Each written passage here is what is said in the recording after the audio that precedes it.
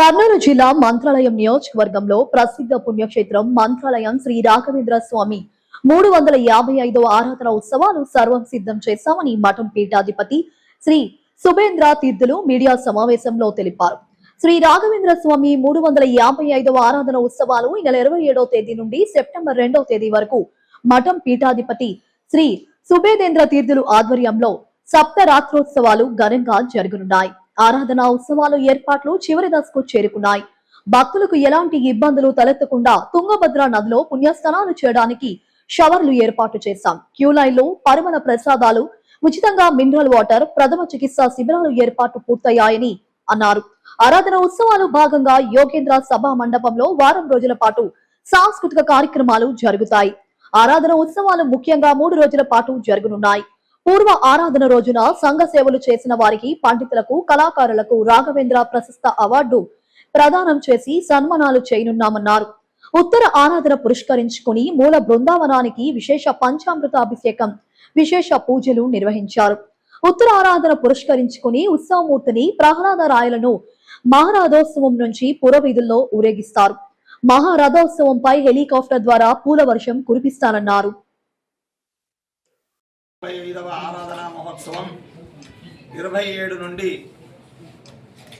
2వ తారీఖు వరకు మంత్రాలయ క్షేత్రంలో అంగరంగ వైభవంగా ఏర్పాటు చేయడం జరిగింది.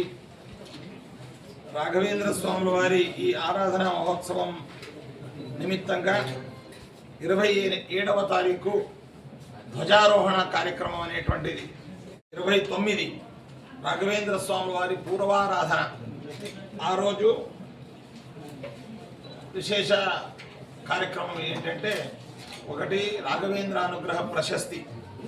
సాయంత్రం యోగీంద్ర సభ మండపం బయట ఉన్నటువంటి వేదిక పైన రాఘవేంద్ర అనుగ్రహ ప్రశస్తి, మన మఠం యొక్క విశిష్టమైనటువంటి ప్రశస్తి ప్రదానం. ఒక విద్వాంసులకు, ఇంకొకరు సమాజ సేవకులు, అలాగే ఎడ్యుకేషనిస్టు, ఇలాంటి వాళ్లకు ఇవ్వడం అనేటువంటిది మీకు అందరికీ తెలిసినటువంటి విషయం. ఎన్ వాదిరాజాచార్య వారికి ఈసారి విద్వాంసులకు ఇచ్చేటువంటి రాఘవేంద్ర అనుగ్రహ ప్రశస్తిని ఇస్తున్నాం. ఆయన వైద్య సుబ్రహ్మణ్యం అనేటువంటి ఆయనకు రాఘవేంద్ర అనుగ్రహ ప్రశస్తిని ఈసారి మనం ఇస్తున్నాం. ఈ ఈరువులకు రాఘవేంద్ర అనుగ్రహ ప్రశస్తి ప్రదానం 29వ తారీఖు పూర్వారాధన రోజు బయట ఉన్నటువంటి వేదికలో జరుగుతుంది.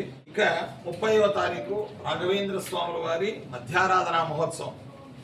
ఆ మధ్యారాధన మహోత్సవంలో ముఖ్యమైనటువంటి కార్యక్రమం ఈ యొక్క మహాపంచామృతాభిషేకం. రాఘవేంద్ర స్వాముల వారి మూల బృందావనానికి మహాపంచామృతాభిషేకం అనేటువంటిది జరుగుతుంది. ఆ పంచామృతం అయిన తర్వాత ఈ బంగారు రథోత్సవం లోపల ప్రాకారంలో ఆయన ఇక్కడ జరుగుతుంది.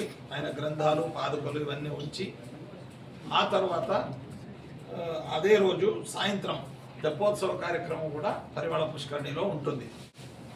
ఇక 31వ తారీఖు ఉత్తరారాధన మహోత్సవం. ఆ రోజు రాయుల వారు సంస్కృత పాఠశాలకు ఊరేగింపుతో వెళ్ళి అక్కడ పూజలు అందుకొని ఇక్కడ విచ్చేసిన తర్వాత వసంతోత్సవం, రంగు చల్లడం, ఇవన్నీ కార్యక్రమాలు జరుగుతాయి. ఆ కార్యక్రమం అయిన తర్వాత మహారథోత్సవానికి ఊరేగింపుతో వచ్చి మహారథోత్సవాన్ని అధిష్ఠించి భక్తులకు దర్శనమిచ్చి అక్కడ ఉత్సవాలన్నీ జరుగుతాయి. ఆ రోజు పూల వర్షం హెలికాప్టర్ ద్వారా భక్తుల సేవలతో జరుగుతాయి.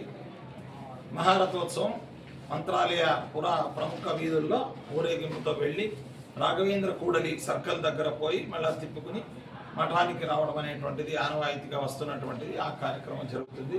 అందులో వివిధ కళా తండాలు, భజన మండళ్ళు, అలాగే వాద్యాలు, ఇవన్నీ కూడా విశేషంగా ఉంటుంది.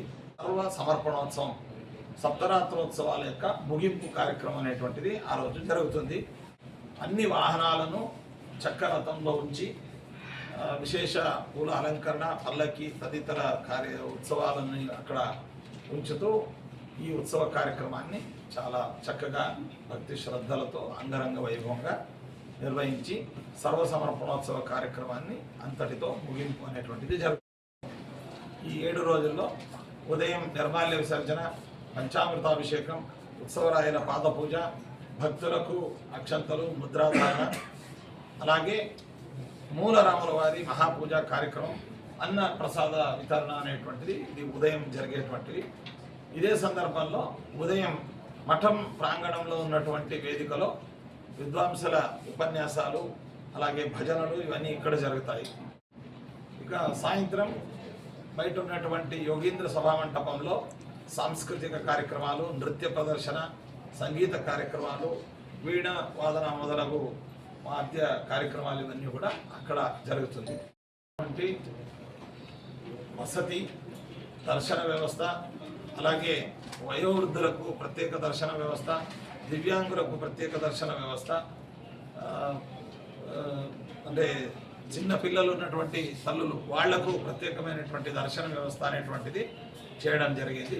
సేవాకర్తలకు వేరే దర్శన వ్యవస్థ, అలాగే జనరల్ దర్శనం, ధర్మ దర్శనం అంటే జనరల్గా రావడం దర్శనంలో అది దర్శనం క్యూ కాంప్లెక్స్ ద్వారా అమ్మవారి దేవస్థానం వెనక భాగంలో ఈశాన్య భాగం నుండి లోపలికి వచ్చి ఓవర్ బ్రిడ్జ్ ద్వారా ఇక్కడ దిగి దర్శన కార్యక్రమం అనేటువంటిది జరుగుతుంది. వచ్చేటువంటి ఆరాధనోత్సవాలకు ఇచ్చేసేటువంటి భక్తులకు ఉచిత అన్నదానం, అలాగే ఫిల్టర్ వాటర్, డ్రింకింగ్ వాటర్ వ్యవస్థ, ప్రథమ చికిత్స, ఫస్ట్ ఎయిడ్ వ్యవస్థ ఇవన్నీ కూడా మఠం తరపున చేయడం జరిగింది. ఈసారి భక్తుల సహకారంతో నంద్యాలకు చెందినటువంటి రాఘవేంద్ర బ్యాంకింగ్ స్కూల్ అదేదో ఉంది, వాళ్ళ తరపున దాదాపుగా 5 నుండి 6 బస్సులను ఇక్కడ తెప్పిస్తున్నాం. వాళ్ళ ద్వారా వాళ్ళు ఇక్కడ విచ్చేసి ఉచిత బస్సు అంటే మన గోశాల, ఆంజనేయ స్వామి, అలాగే నది ఒడ్డున రావడానికి వెళ్ళడానికి ఇవన్నిటికి కూడా ఉచిత వ్యవస్థ. దీన్ని ఎందుకు చేశామంటే ట్రాఫిక్ అంతరాయం లేకుండా పోలీసు వాళ్ళు ట్రాఫిక్ కంట్రోల్ అనేటువంటిది ఒక వ్యవస్థ చేసుకుంటున్నారు. దానికి సహకారంగా భక్తులకు ఇబ్బంది లేకుండా ఉచిత బస్సుల్లో మనం తీసుకుని వచ్చి మఠం ముందు దించడం కానీ, నది ఒడ్డున దించడం కానీ, బస్టాండ్ దగ్గర తీసుకువెళ్ళడం కానీ ఇవన్నీ ఉచితంగా ఫ్రీ సర్వీస్ దాన్ని చేయడం ద్వారా ఎంతో కొంత ట్రాఫిక్ సమస్యలను మనం నివారించవచ్చు అనేటువంటిది ఆ ఒక ఉద్దేశంతో ఇది చేయడం జరిగింది. ఇది సక్సెస్ అయితే శాశ్వతంగా ఉచిత బస్, ఎలాగైతే తిరుమలలో కొండపైన ఉచిత శ్రీవారి దర్శన ఇది బస్సు సేవ ఉంది కదా, అలాంటిది మంత్రాలయంలో పెడితే రోజు కూడా మనకు ట్రాఫిక్ అంతరాయం తప్పవచ్చు అని మేము అనుకుంటున్నాము. అది ట్రయల్ బేస్ కింద ఆరాధనలో దాన్ని ఇంప్లిమెంట్ చేస్తూ ఉన్నాం. ఆంధ్ర ఈ ఫస్ట్ ఎయిడ్ సెంటర్ అనేది కలదేవకుంట వీళ్ళందరినీ కూడా కోరడం జరిగింది. రాయచూరులో నవోదయ కాలేజ్ వాళ్ళని మరియు ఇతర కొంతమంది డాక్టర్స్ను కోరడం జరిగింది. వాళ్ళంతా ఇక్కడ విచ్చేసి ఫ్రీ మనకు మెడికల్ ఎయిడ్ సర్వీస్ను వాళ్ళు కూడా డాక్టర్స్ అంతా ఇక్కడ పంపించి అందిస్తారు. మందులన్నీ మా మఠం నుండి ఫ్రీగా మేము వచ్చే భక్తులకు కానీ, గ్రామస్తులకు కానీ, చుట్టుపక్కల పల్లెల వాళ్ళకు కానీ ఈ ఆరాధనోత్సవం ఎప్పుడూ ఫ్రీగానే ఇస్తున్నాము. ఆరాధనోత్సవాల్లో ఇంకా విశేషంగా దాన్ని ఏర్పాటు